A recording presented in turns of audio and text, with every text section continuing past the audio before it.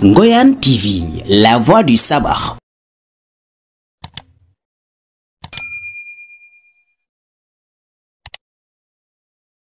Qui va tout à l'heure nous faire le discours de l'histoire avant de passer au mot des invités.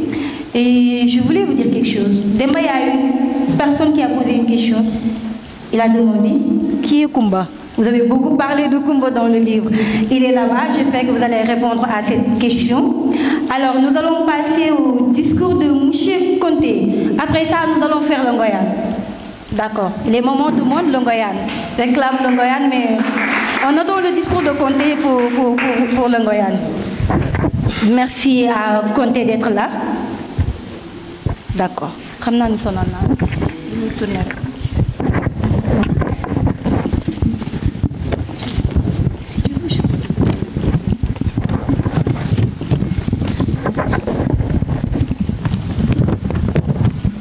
Monsieur le sous-préfet du département de Nioro-du-Rip, Monsieur le maire de la commune de Médina Sabah, chers professeurs, chers parents d'élèves, chers camarades élèves et étudiants, honorables invités, bonjour.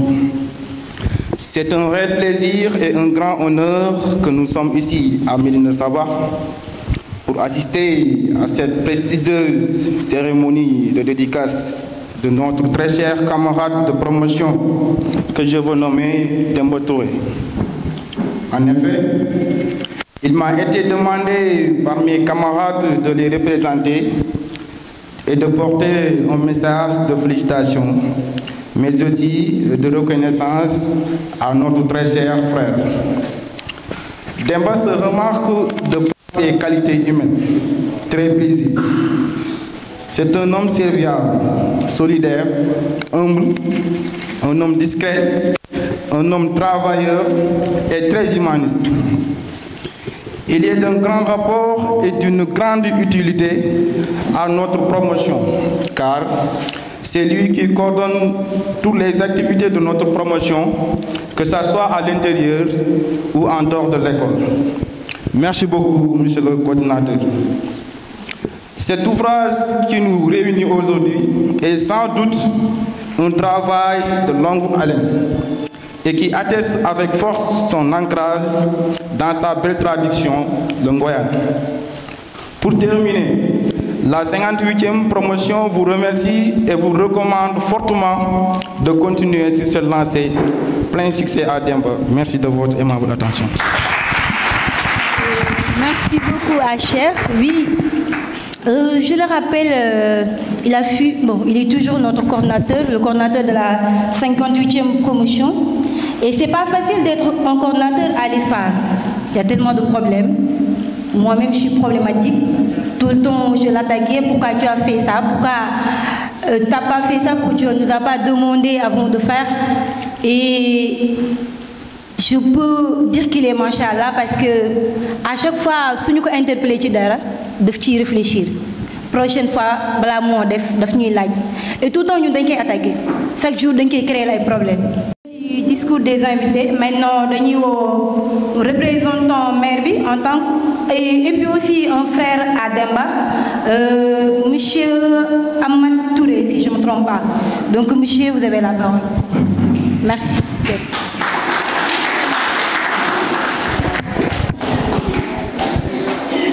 Je rappelle, il est le représentant du maire, mais aussi il est un frère à Demba.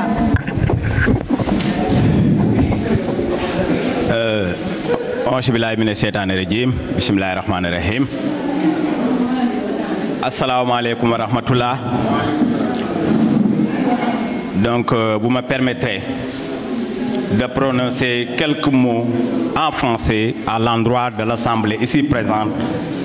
Une autre partie en Wolof destinée aux différents invités qui sont venus participer à cette noble rencontre. Donc, au nom du conseil municipal et au nom du maire de notre commune, M. Ibrahim Magnan, nous tenons à féliciter M. Demba Touré, un jeune frère et ses camarades de promotion, et toute l'Assemblée ici présente d'être venu ici honoré de votre présence. Là aussi, nous allons nous devoir s'arrêter. Parce que là aussi, c'est une marque de reconnaissance. Et que le Tout-Puissant vous en rétribue. C'est fondamental. Parce qu'à travers cette assemblée, nous voyons les parents, les professeurs, les voisins et toutes les connaissances que nous avons. Et là aussi, je crois que c'est le moment de vous en féliciter. Au nom du conseil municipal que nous représentons, parce que là aussi, nous sommes ici pour assister à un dédicace de livres. Et là aussi, qui parle de livres aussi, parle d'éducation. Et comme nous le savons, l'éducation est une compétence transférée. Et aujourd'hui, nous avons les destinées de diriger la commune de Médina Sabakh. Donc, tout ce qui a trait à l'éducation, la mairie s'est déjà engagée à accompagner les différents acteurs pour que leur projet puisse réussir. Je crois que ce n'est pas la première fois que le conseil municipal participe à pareille rencontre. C'est le moment de féliciter Amadou Sokhna, un professeur. Je crois qu'il est à son 2e livre. Et aujourd'hui, ça continue, c'est ça. Vous êtes jeunes, on vous encourage. Et aujourd'hui, nous assistons aux dédicaces d'un 3e livre, vraiment que nos jeunes frères, Mademba Touré, vraiment que nous saluons au passage. C'est quelqu'un de respectueux, qui respecte ses grands frères. Nous ne le disons pas pour lui jeter des fleurs. Parce que qui connaît aussi la famille, fondamentalement, je crois que nous sommes ensemble pour nous accompagner dans la vérité. Nous sommes ensemble pour nous accompagner dans la positivité. Nous sommes ensemble pour participer à l'édifice. Nous sommes ensemble pour participer au développement de notre cher pays. Nous sommes ensemble pour participer au développement de notre chère localité. Et aujourd'hui, si nous avons un fils de la localité, vraiment, qui écrit un livre, ça ne fait que nous honorer. Et on vous félicite, on vous encourage. Mes prédécesseurs l'ont dit, M. Demba Touré, vous êtes à votre premier livre. Nous vous encourageons de sortir aussi un 2e livre. Parce que cela montrera votre engagement et votre détermination sur ce que vous faites. Comme le dit l'adage, la répétition est pédagogique. Comme les gens l'ont dit, je crois qu'aujourd'hui, peut-être que j'ai eu la chance d'acquérir le livre depuis que vous me l'avez présenté. Parce que là aussi, un écrivain, il mérite d'être accompagné. Raison pour laquelle je crois qu'il y a un lot de livres qui se trouvent sur la table. Donc, nous invitons aussi tout le monde à y participer. Là aussi, c'est la meilleure façon d'accompagner aussi les écrivains. Nous l'avons toujours fait. Parce que aussi, nous avons la chance aussi de diriger les destinées de la commune. À chaque fois que la communauté a besoin de nous, nous ne manquerons pas aussi de les accompagner. Vous l'avez dit dans vos propos, M. Amadou Sokhna. Pour que connaisse le conseil municipal actuel, toute situation qui se présentera à nous, nous nous efforcerons d'apporter la solution idoine. Ce que tout le monde doit savoir, c'est que nous gérons une commune de 58 villages. Et que je prends ici les enseignants qui sont dans la salle. Dieu a fait que dans l'équipe sortante, nous étions au conseil municipal. Aujourd'hui, nous avons eu la chance aussi d'être vraiment membres du bureau du conseil municipal. Et le fait maintenant d'assister aussi dans le passé nous permettra aussi dans l'avenir d'essayer de trouver les manquements qui ont été notés dans le passé pour pouvoir maintenant les corriger. C'est dans ce chemin-là que nous sommes. Donc nous avons entendu vos doléances chaque fois que vous avez besoin du conseil municipal, n'hésitez pas à venir vers vous. Parce que nous ouvrons aussi notre porte à tout le monde. Parce que aussi, comme le dit l'adage, les hommes passent, les institutions vont rester. Donc si aujourd'hui, nous avons la chance de diriger la commune, nous devons avoir une oreille attentive à l'endroit de la population qui a la confiance envers nous. Benen parti bi comme ni ñu ko waxé dañuy sant ñëpp di gërëm ñëpp tay comme ni ma ko waxé ñun ni ñu doxalé ci mairie bi dañu né benn lam kessé du kelek Omar Gueye mo waron wax waye waron na wax aussi ci turu famille bi mu mujji parce que ku ne xamna suma diganté ak Omar Gueye duñu xaccio dara motax mu mujji témoigner lépp lu nga xam ne wàllu éducation la buñ ci demee moom moo war a wax certes je suis adjoint au maire waaye nag ñun ñëpp benn lañ parce que bu ñu li am yëpp suñu diggante dañ ko nangulante ci suñu biir rek du ñu xaccoo lenn comme ni ñu ko waxee ni ko ñëpp defee sunu cousin Seydou Touré wax dëgg yàlla déglu nañ la dañ lay sant aussi bu baax di la gërëm Babacar Touré mu ngi fi woon moom moo fi teewal chef de village muy je crois que Baye Niass Touré moo ko fi teewal di wax ne gis nañ ne mbokk yëpp teew nañu di wax ne aussi waa koñ bi yëpp teew nañu gis nañ ne aussi parce que mënuñu ñëw fi aussi wax comme ni ñu ko waxee Diop Touré sunu rakk la comme ni mu ko waxee li ñi fi ñëw ñëpp ñun gis nañ leen parce que ñi fi ñëw ñëpp ñëwuñ fi rek pour Mademba am na ñu nga xam ne ñëw nañ fi Diop moo tax ñu ñëw fi Diop sunu rakk la moom ñun ban nañu seede ne ko am ouverture la nag ci dëkk bi wax dëgg yàlla loolu moom ñun ak moom peut-être bokkuñu ko parce que ku nekk ak ni nga xam ne noonu la yàlla bindee mais ñuy wax ne rek umbante wuñu ci dara suñu fi nekkoon Babacar mooy toog wax parce que fu Babacar nekk aussi jarul ma fay wax mais fu Babacar nekkul aussi foog ñu jël kàddu aussi wax kàddu googu aussi bu ñu koy waxee dañ koy wax ak suñu rak Modou Touré wax ko Diop Touré wax ko suñu famille yëpp di wax ne bu ñu amee occasion bi ñëw fi tam gannaaw yàlla ak yonent bi foog ñu sant gërëm waajur yi parce que loolu aussi dafa am solo kon dañuy profité rek di sant di gërëm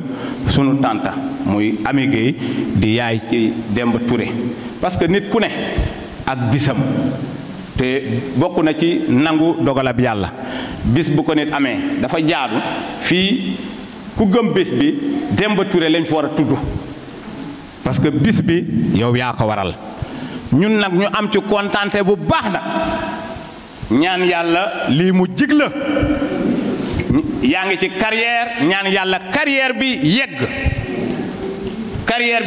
place topp ci nga servir loyalement Sénégal gi nga bokk servir loyalement commune Ménassa bi nga bokk parce que li nga bind ku ko gis xam ne ku xam sa cosaan nga ñun dañuy faral di wax ne nit ku ne war naa xam cosaanam nous avons été à l'université musuñu changé nous avons toujours resté égal à nous-mêmes ci tànk yu aussi nga nekk parce que nit su fekkee da nga dëkk ci dëkk nekk juddu tëb dëkk nekk fekk say waajur bu góor jógee fi sa yaay nekk fi daj lu ne ci yow li nga def nii dafa am solo ñu lay encourager nga continuer ci parce que mënuñu wax aussi te sant ñu gërëm présentatrice bi sa camarade de promotion bi wax dëgg yàlla bu defee présentation bi rek wax dëgg yàlla man yore naa livre presque 10 jours mais ku ne xam ne activités yi mairie am dafay bari mais dafa di jaadu rek sa rakk su fekkee bind na livre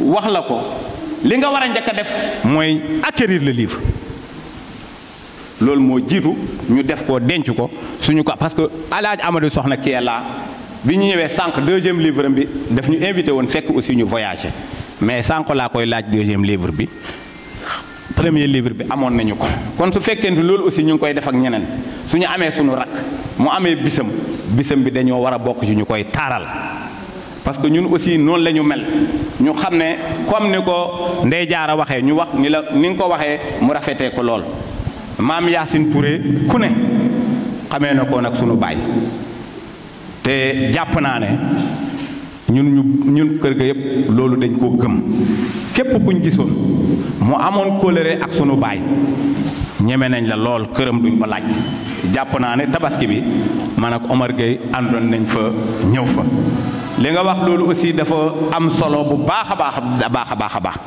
kon loolu aussi dañ la ci sant di la ci gërëm parce que mag aussi jox ko cër dafa am solo loolu buñ ko bokkee def rek dana doon lu nga xam ne lu am solo la comme da ngeen niñ ko waxee rek wax dëgg yàlla suñu xool dafa sedd gis nañ fi doomi ndey yi Demba Touré yi teew nañu fi parce que nit amul lu du mbokkam loolu dafa am solo mbokk gi dañ ko war a renforcer ñun Demba suñu doomu baay la suñuy aîné lañu démb dafa def acte bu rafet bu mu ñëwee ci guddi la ànd ak Ndey Faatu parce que man aussi je suis un homme de principe jàpp naa ne ku ma xam fii ci Médina Sabakh lépp lu ma yëngatu duhut ne moo ne ma Amat kaay def lii ma jàppale la déedéet ba ci adjoint maire gi ma doon duhut da nit moo ñëw ne ma Amat kaay ma def la adjoint au maire kon loolu su ma fa jaaree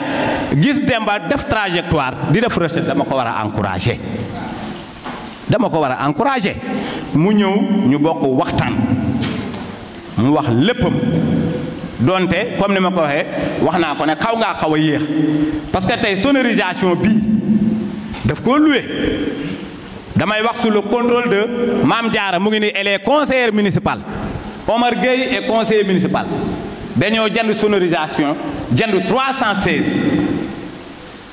ku ko soxla doo ci fay benn dërëm loolu yëpp comme niñ ko wax Demba dafa gàttañlu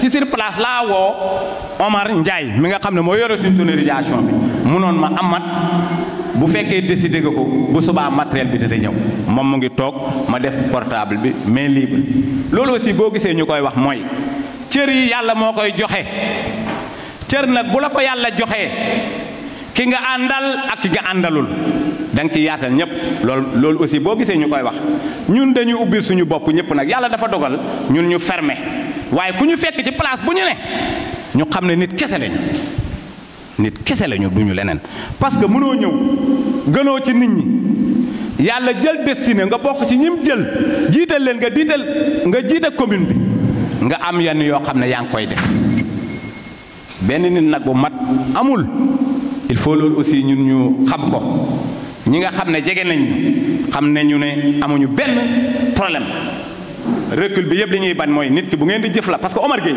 man ak moom on a été des promotionnaires de classe ba tey ci politique bokkuñu parti politique waaye ci ay principe la ñu ànd kon politique warul jaxase kenn ak kenn dëgg rek moo war a am solo bu ñu ko defee ñun ñëpp dañuy dem kon loolu mënuñu ko noon ñàkk a wax di am kontaante bu baax nag Jóob wax lu am solo gis nga saa boo génnee dem la ngay dem ba am relation yoo xam ne la ngay ña ngay jëflante ci biti sax danga naan est-ce que lii am naa ko fi ma dëkk li mu wax dafa am dañ cey jaar parce que ñoo ko njëkk a génn kon yéen ñi nga xamante ni nekk ngeen promotionnaire ma Demba démb ci guddi ba léegi ngeen ñëw fi te nit amul lu du bisam dañ leen di sant di leen gërëm li ngeen nekk di yëngatu yal na ko yàlla yeggal te def ci barke nag mooy ngeen dem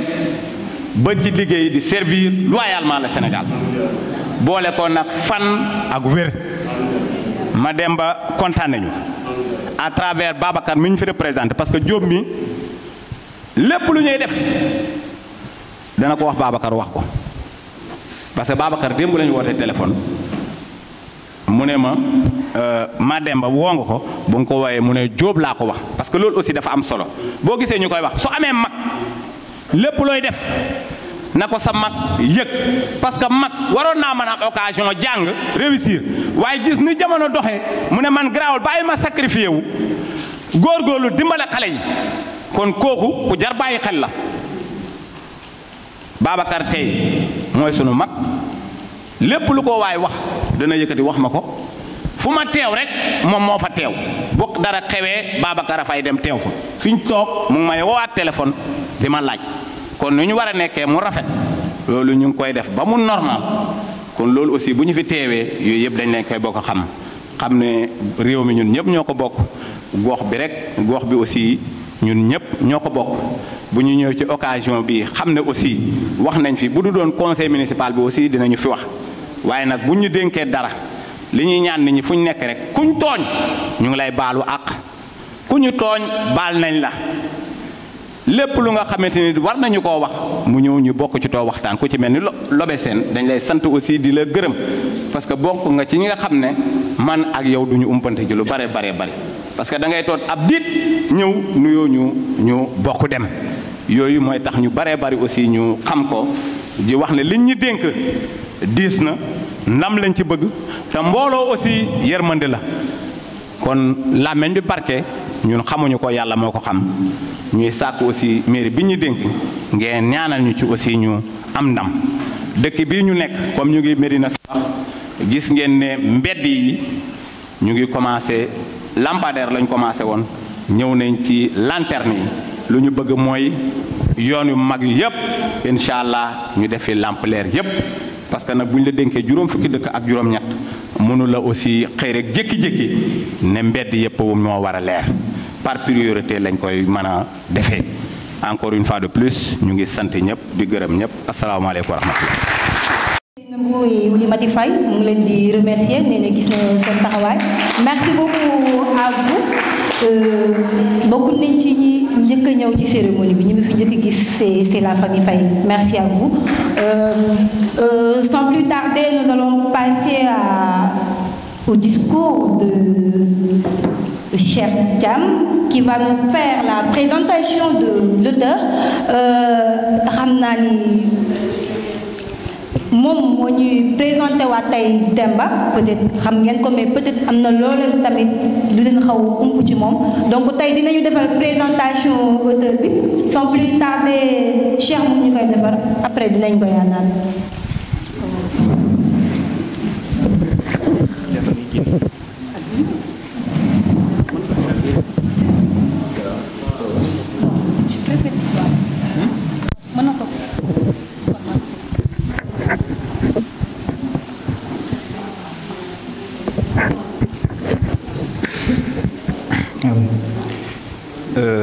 Bonjour, mesdames et messieurs.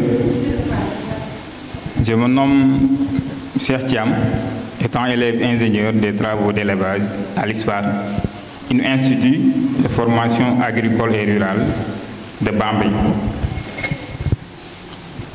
Aujourd'hui, on est là pour faire la présentation de l'auteur du roman qui a pour titre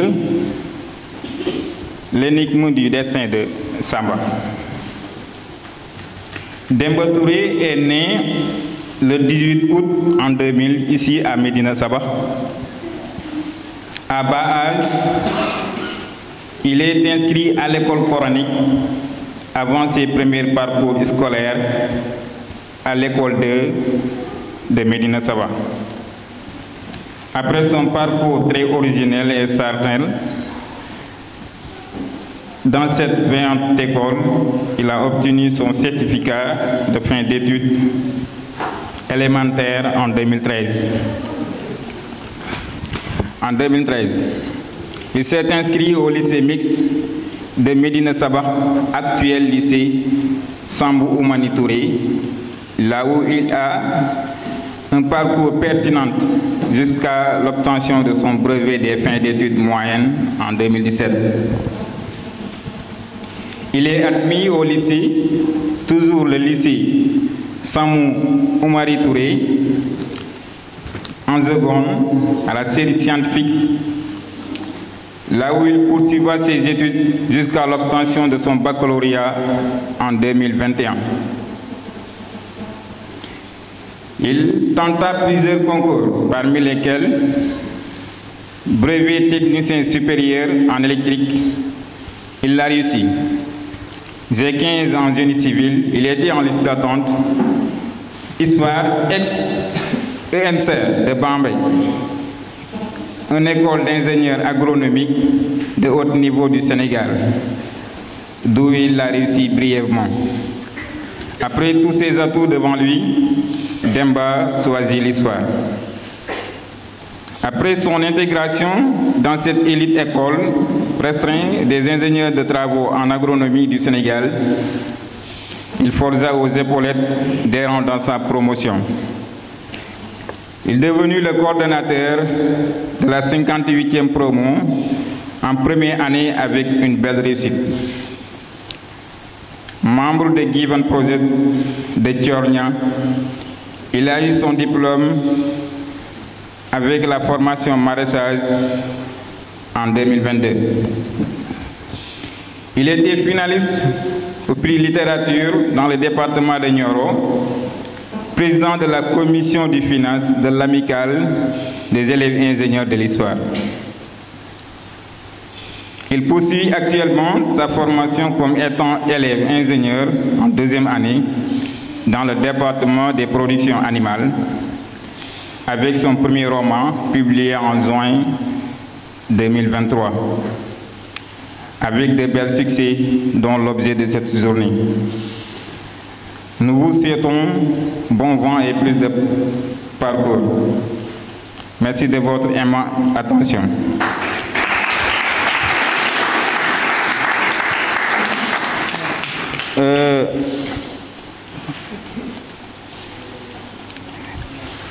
Avec ça, daf ma proposer que comme il y a des femmes ils ne comprennent pas la langue française, que ma jéem ko résumer tuuti ci olof pour ñu mën a comprendre bu baax.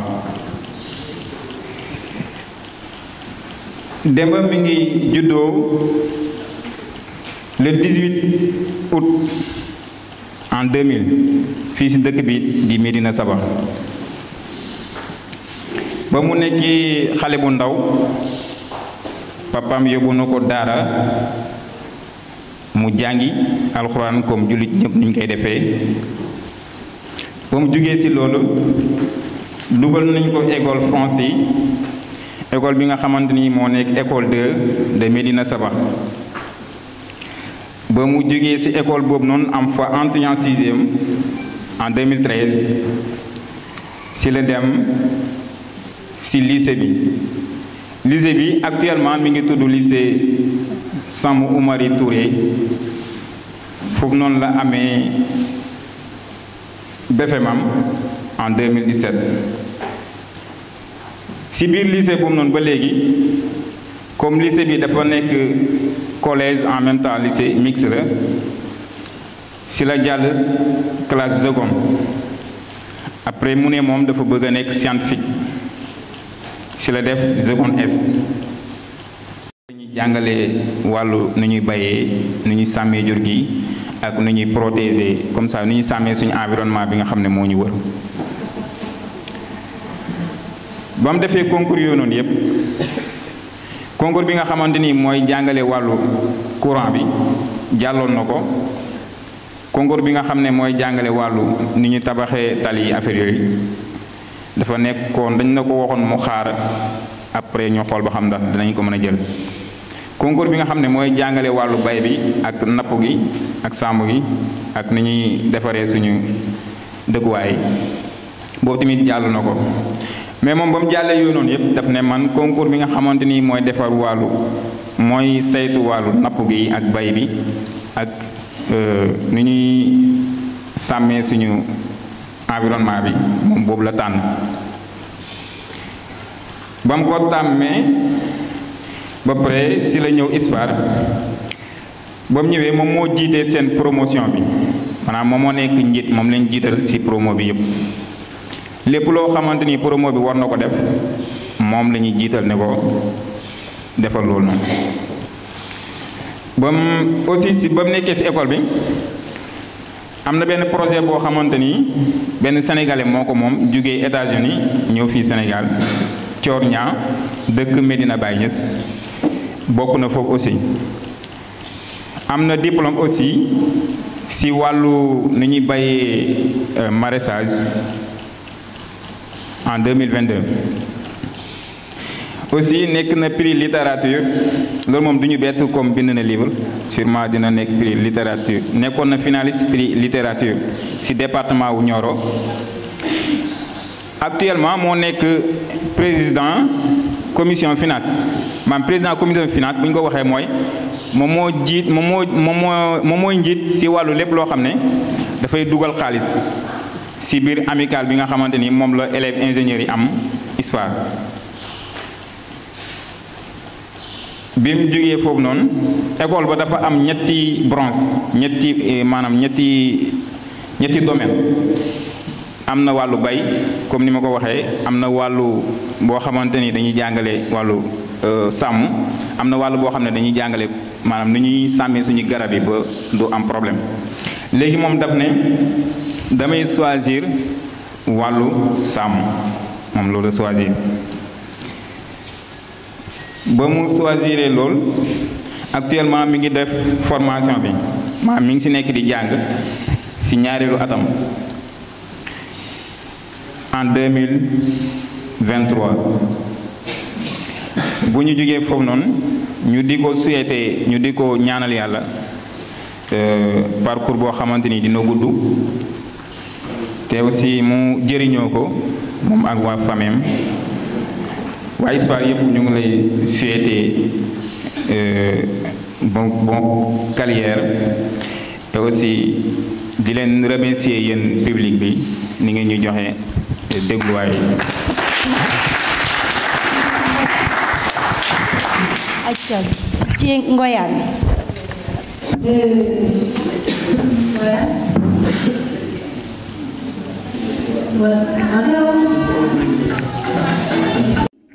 yàlla ñun xam nañ ni mën nañ ko loolu kenn leeree ko mais jamono machine yi dañoo ñëw technologie bi ñëw te pour ñu avancer il faut ñu mën a jël nouvelle technologie boobu adopté ko ak suñu agriculture maanaam suñu mbay looloo tax moom école de formation yi nga xamante ni moment bi dañuy former ay jeunes ci lépp loo xamante ni agriculture la grantage je dirais mu ëmb élevage maanaam wàllum mën naa ni sàmm ak saytu jur gi am tamit ñi nga xamante ni ñooy saytu suñu environnement xam ngeen ne saa bi tàng na moment bi ngeen fi nekkee ba léegi yéen a ngi ëpp ku nekk gi téye wantaayam loolu yëpp ñàkk toppatoo suñu environnement suñu li ñuy def ñun moo tax tey jii nii problème yëpp nawet bi bu ma commencé ba tey yàgg na mais taw bi bëriwul loolu yëpp tamit ñun la nit ki ñun la rek chaque jour tey jii nii su ma jëlee man wala keneen naan ndox ba pare jël sachet bi sànni ko ci kaw est-ce que loolu yoon la pourtant ñu koy def te baax suñu environnement mbuus yooyu mooy ni tey jii ci suñu biir suuf ba du mën a am benn perméabilité en fait suuf bi bu ndox bi ñëwee du mën a jàll subaa toog naan suñu mbay mi doxul et tout ça donc ñun la loolu ñoo koy def ñu xool ko ñu bàyyi ko pare baax suñu environnement en plus de ça ñu ngi tamit gis yéen pollution bi saxaar si tout ça loolu yëpp ñu jëm ko xoolaat tamit tey bu ñu amee ay jeunes yi nga xam ne dañoo jàng bu ñu bay xam nañu suñu parents mën nañu ko loolu leer nañu mais est-ce que technologie bi ñëw heure bii nii ñoom mën nañ ko adapté ak suñu agriculture moo tax mu am école de formation bu mel ni ISFA de Bambey mooy fii Demba nekk actuellement ay mangal bi ñuy dégg ci livre Demba bi ñu nekk foofu noonu pour maa ngi jégalu ci micro bi di jàng nan la ñuy saytoo suñu jur gi parce que ku yor ay jur war nga xam nan ngeen leen war a alimenter nan nga leen di joxe ñu lekk nan nga leen di toppatoowee yan genre médicament nga leen di jox parce que dañoo leen war a toppatoowee comme ni ñu toppatoowee suñu bopp parce que ñàkk toppatoo jur bi indi nañu problème yu bëri tey jii nii dañuy jënd ndawal ci boucher yi tout ça duñu xam est-ce que traitement normal yi defal nañ ko est-ce que délai d'attente yi maanaam respecté nañ ko ñu koy lekk mu ñuy jural yeneen feebar donc war nañoo am ay ndaw yoo xamante ne dañ leen jàngal nan lañ koy toppatoowee ba suba tey bu ñu gisee benn mën nañ ndawal xam ne lii est-ce que baax na wala baaxul est-ce que war nañ ko lekk wala waruñ ko lekk am ay jeunes yoo xam ne ñu ngi jàng mbay bi ba tey jii nii suñu indee nouvelle technologie ñu mën ko adapté ak suñu agriculture ñi nga xamante ne ñu ngi saytu suñu environnement di sensibiliser population di leen wax mbalit mi kat nekkul fu la neex nga sànni ko parce que day jur ay jàngoro poubelle yi pour nga def mbalit yi la waroo naan café ba pare jël kaas bi sànni ci suuf normalu waroo utiliser sachet ndox ba pare fu la neex nga sànni ko loolu du yoon parce que yeneen problème la ñuy indil te problème yooyu ñun rek ñooy subir conséquences yi donc di leen wax ISFA de Bambey tout à l'heure di wax naa ko publicité wu moom mais damay wax pour jeunes yi nekk Médina Sabakh xam naa Demba jotoon na fay jaar pour sensibiliser que ni tijji na concours bi ça sera le 3 ou bien le 3 octobre inchallah ñi nga xamante ne ay nouveaux bacheliers lañ am nañ bac scientifique mën nañ passer concours bi le 3 octobre inchallah am na ay dossiers yoo xam moom ngay fournir pour ñu mën a valider sa candidature donc loolu ki nga xamante ne am na bac S mën na rapproché wu ci Demba pour mu mën a passer concours d'entrée à l'ISFA de Bambey publicité wu ma nag dama leen di waxal rek. Alors,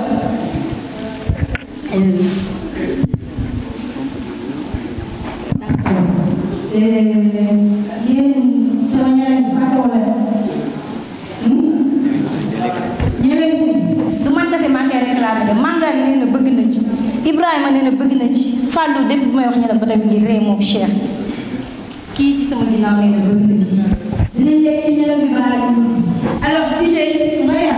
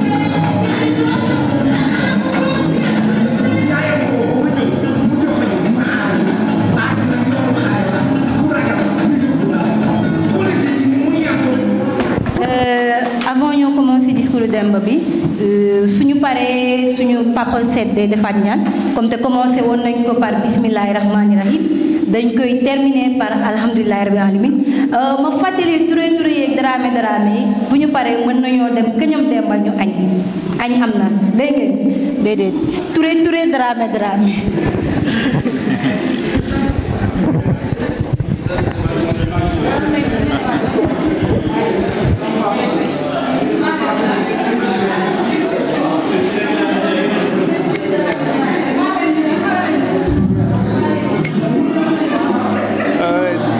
D'accord, votre attention s'il vous plaît.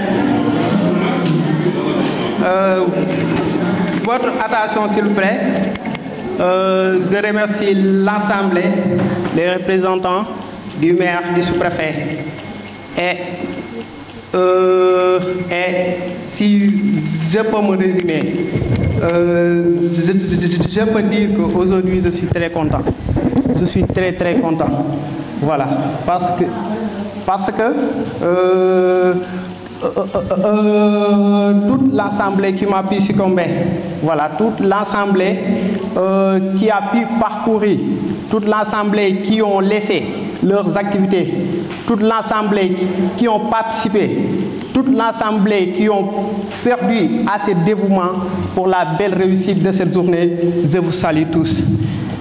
Avant de commencer mon présentation, je remercie aussi l'ensemble des personnes ici présentes, à commencer par les membres de ma famille.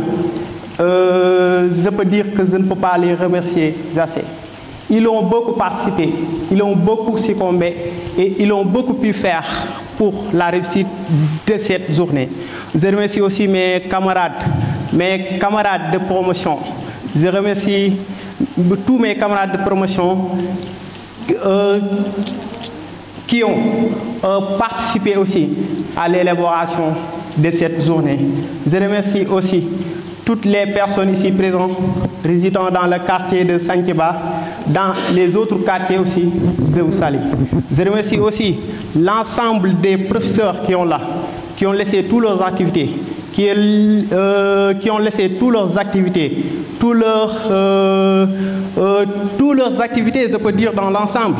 Voilà, parce que tout un chacun avait quelque chose à faire et ils l'ont laissé. pour assister à cette mémorable journée. Je vous salue tous. Je peux aussi dire, et je vais encore dire, que je remercie quelqu'un de spécial, je peux dire quelqu'un depuis mon enfance a pu tenir ma main, me dire que Demba, mon ami, mon frère, bien vrai qu'il a un âge plus avancé que moi. Mais aujourd'hui, je ne peux pas dire sans d'emblée mes remerciements à travers cette personne qui est ici dans la salle, Mohamedou Saleh Thioye. Je voudrais que vous me lui donnez des tonnerres d'applaudissements.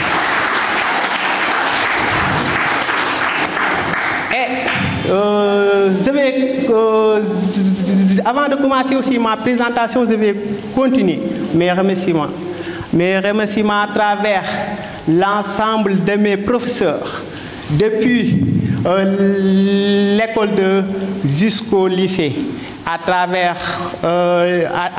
ces voyants professeurs que je peux nommer, que je peux citer, voilà, qui sont présents et non qui sont ici et non ici aussi. Je peux nommer, voilà, Monsieur Gueye, Monsieur Sougou, Monsieur Zalsal et tout autres professeurs qui sont là et que je ne parviens pas à qualifier leur nom. Je vous dis merci aussi, des tonnerres d'applaudissements à vous.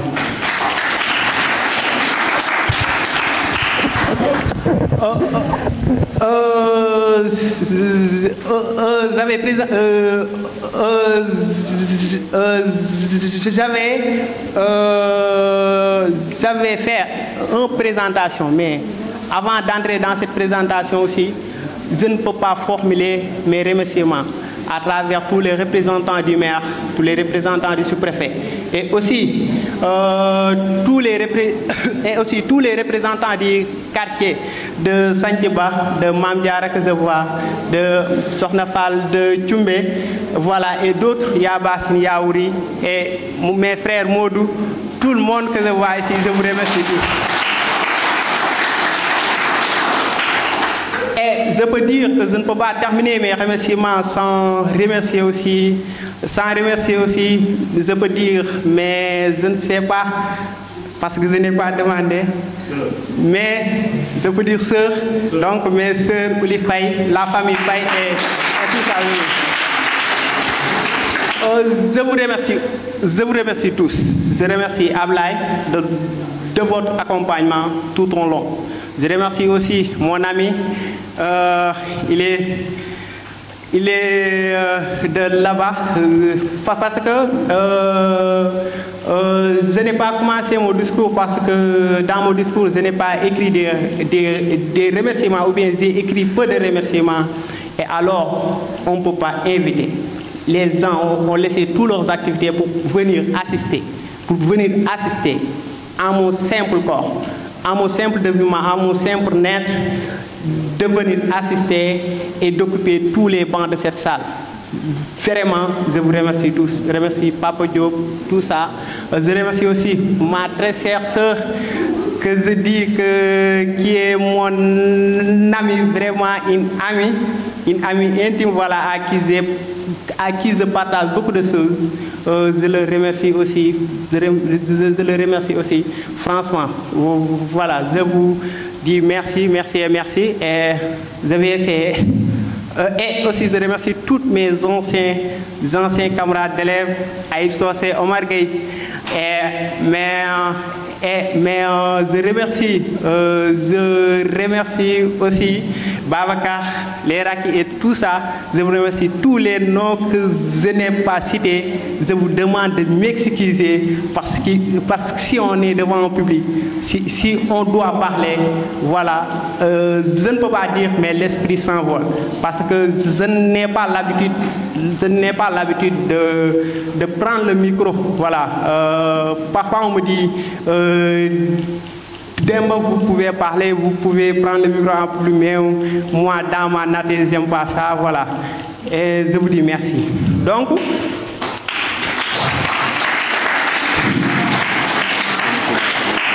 Donc, avant de commencer mon discours, présentation, j'avais à ce jour mémorable mes très sincères salutations.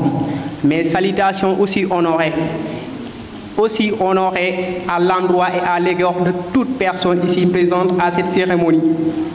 À l'ensemble des membres de ma famille, à l'ensemble de mes frères et de mes sœurs, et à l'ensemble aussi de tous mes parents, les représentants du maire, les représentants du sous-préfet, mes amis, mes anciens encadreurs de l'école élémentaire au lycée Sambou Oumani Touré, mes anciens camarades, mes camarades de promotion à l'Institut supérieur de formation agricole et rurale, ISFAR, ex-ENCR de Bambey, et aussi au collectif des élèves étudiants de Médina Sabakh. Je vous dis que j'ai été très surpris. J'ai été surpris et très surpris depuis le début jusqu'à l'été de ce jour par des surprises inattendues. Je ne peux pas commencer mon allocution sans vous dire merci. Un très grand merci pour votre présence. C'est un grand honneur pour moi à cette cérémonie qui marque le dédicace de mon livre intitulé L'énigme du destin de Samba, qui est apparu aux éditions Artis en juin 2023. Mon camarade, mon ami Fatou Cissé, a pu parcourir avec sa présentation bien distinguée à travers tous les mots concis dans ce livre à une seule bloc. Je vous remercie, Fatou Cissé.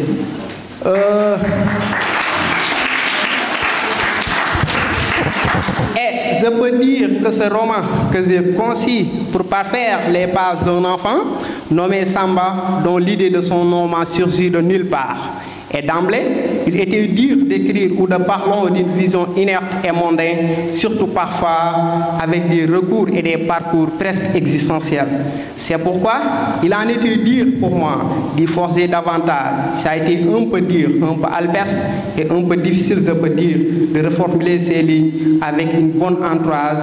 Mais avec une bonne entourage, nous avons fini par terminer ces pages. Un grand merci aux éditions Artis, surtout le directeur M. Siri, de nous avoir écoutés et bien compris nos mots. Et l'idée que beaucoup me posent, après lecture sur le caractère autobiographique du roman, je m'en sors de ces termes qu'en écrivant, parfois on se réfère à des personnes connues, car à travers tous les personnages, vous verrez Dr Mbok, Kumbozo Mangan et Fatou Cissé. Et je peux vous dire que Dr Mbok, Kumbozo Mangan, ce sont des camarades de promotion, des camarades de promotion Zorper. À travers Dr Mbok, il est ici présent. Il m'a beaucoup honoré à l'Institut supérieur de formation agricole et rurale. Je peux dire que je peux traverser et franchir les frontières de sa chambre de pratiquer et de franchir les frontières de sa chambre afin de prendre mon ticket repas, dîner et petit déjeuner sans une quelconque réplique de sa part. Je vous dis merci, Dr Mbok. Je vous dis merci.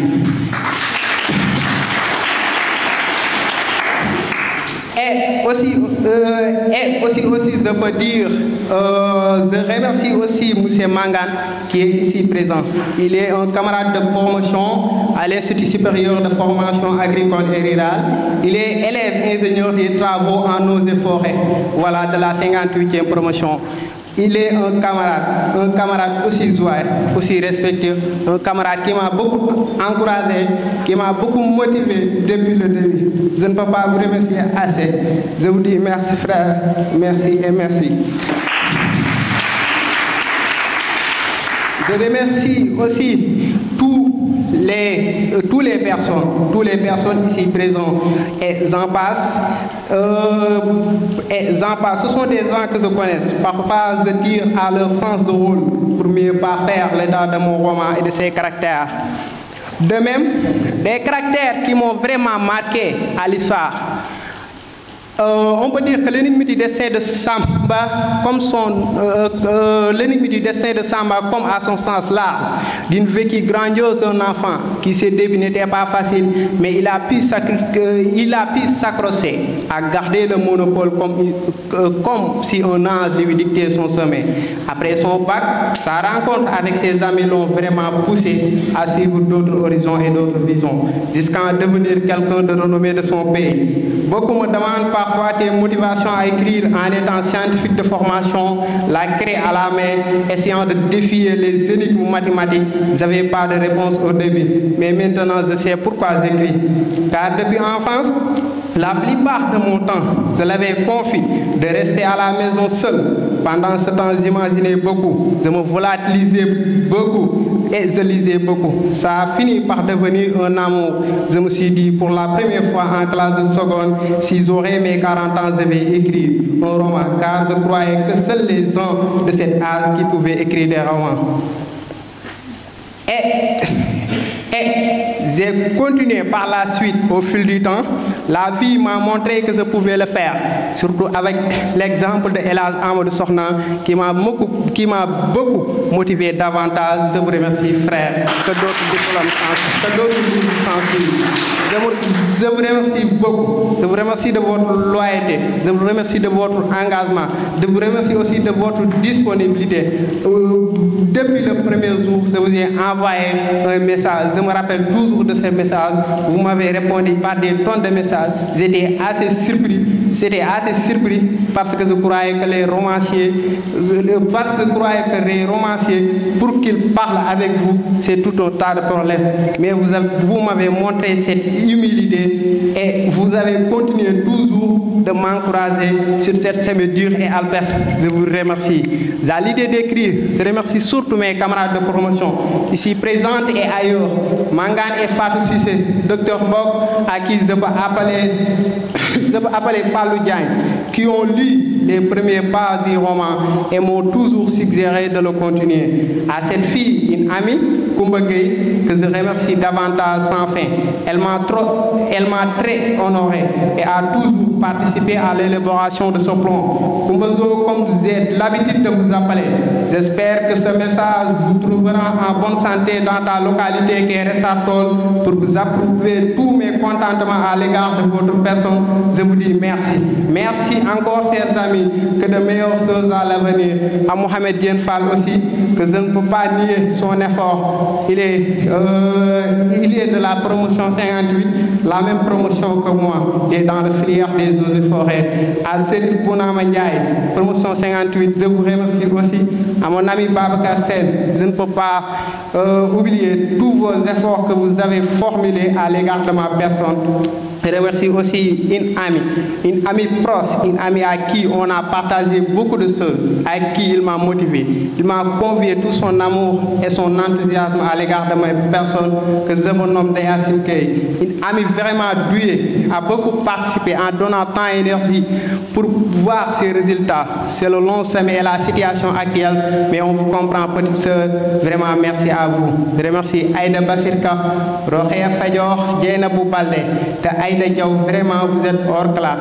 Vous qualifiez, je ne peux pas, car vous dépassez les échelons des mentors, des personnes qui ont bien participé, qui m'ont bien aidé pour l'avancement de ce travail, qui m'ont bien appuyé avec leurs présentations gigantesques et leurs encouragements sans fin.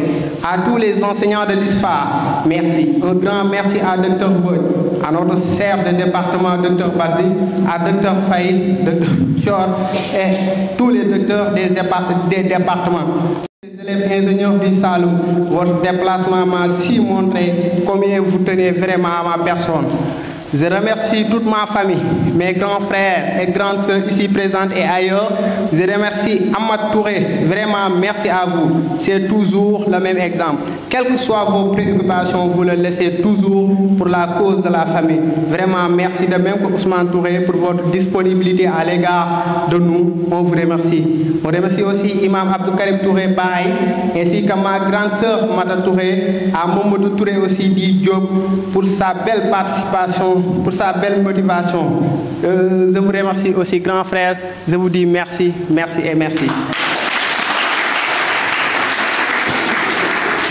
Et je peux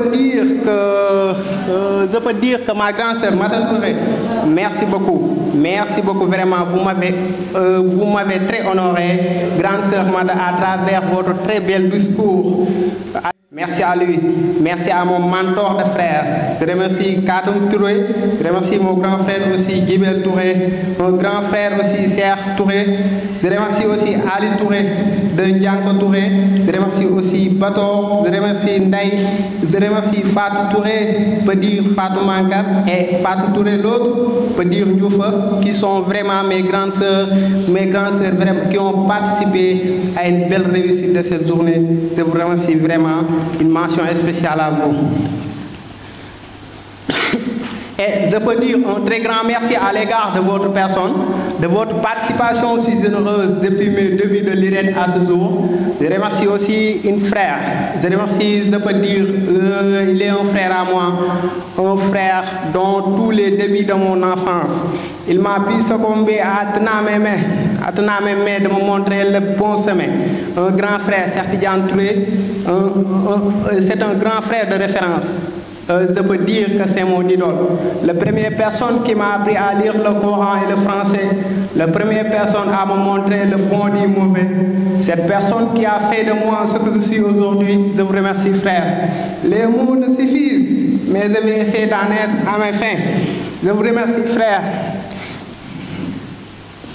Et je remercie aussi monsieur le maire, le sous-préfet, les représentants du maire et du sous-préfet, le chef de village de Médina Sabakh, de laquelle je vous de votre disponibilité à l'égard de ma personne. Un grand merci à mon frère, le commandant Omar Touré, qui est plus qu'un frère mais un ami. Depuis l'enfance, il nous force à un travail meilleur, dont l'idée de nos discussions a beaucoup fait de moi aujourd'hui. Merci pour votre participation à l'élaboration de cette journée. Merci pour la prise en charge de tous les aménagements nécessaires à cette cérémonie, comme vous l'avez toujours fait, que des succès dans l'avenir, frère. Je ne peux pas terminer sans remercier tous mes amis de Médina Sabakh, de force qu'elle ici présente. Les mots me manquent. Je remercie Momodou Salih Thioy, Antiambaou depuis Bambey. Merci. Primaire et à tous les professeurs aussi de l'école de Médina Sabakh. À mon frère Babacar Touré, merci à vous, merci d'être présent et merci aussi de votre bel témoignage envers